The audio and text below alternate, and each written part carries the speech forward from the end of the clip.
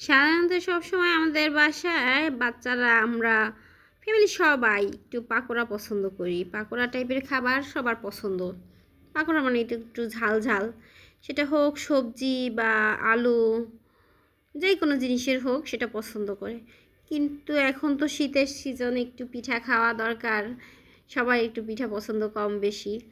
পিঠা বলতেই আমরা বুঝি মিষ্টি পিঠা, কিন্তু যারা মিষ্টি না খায় তাদের জন্য আলাদাভাবে পিঠা বানানো যায়, ঝাল করেও পিঠা বানানো যায় বিভিন্ন আইটেমের।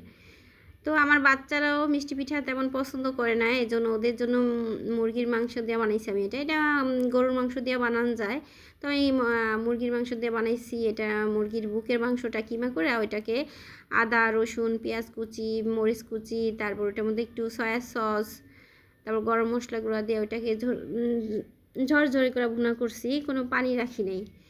পানি রাখা যাবে না, তেলের পরিমাণও বেশি দেওয়া লাগবে না, অল্প পরিমাণ তেলের পরিমাণ দেওয়া। রুটিটা বানাইছি আমি হলো যেটা পরোটা বানাই আমরা স্বাভাবিকভাবে, ওইটাই বানাইয়া ওই রুটির মধ্যে গোল গোল করে কাইটা ওইটার মধ্যে পুর ঢুকাইছি। পুর ঢুকায় এই যে এরকম আকৃতি দিছি। ডিজাইনটা আমি আমার মতো করে করছি, যার যেরকম ডিজাইন পছন্দ সে সেই রকম ডিজাইন করতে পারে, ডিজাইনের তো আর শেষ নাই, যার যেরকম পছন্দ। এখন একই আকৃতির বানালে তো আর বাচ্চারা পছন্দ করে না, বাচ্চারা একটু বিভিন্ন ধরনের আকৃতি পছন্দ করে। আর বাচ্চাদের খাবারের আকর্ষণ বাড়ানোর জন্য করতে পারেন কি, খাবারটা একই থাকবে কিন্তু আকৃতি যদি একটু চেঞ্জ করে দেন তাহলে বাচ্চারা একটু আকর্ষিত হয়, আর আকর্ষণটা থাকলে বাচ্চারা একটু খাইতে পছন্দ করে বেশি।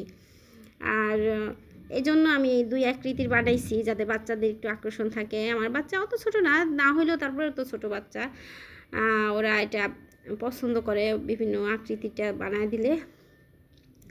আর এটা ঝাল ঝাল হওয়াতে ওরা একটু বেশি পছন্দ করে। শীতের সময় এই পিঠাটা, মাংসের পিঠা খেতে ভালোই লাগছে। আর এটাকে যদি সস বা মেয়োনিজ দুইটা যেটা হোক ওইটা দিয়ে খাওয়া হয় খুব ভালো লাগে।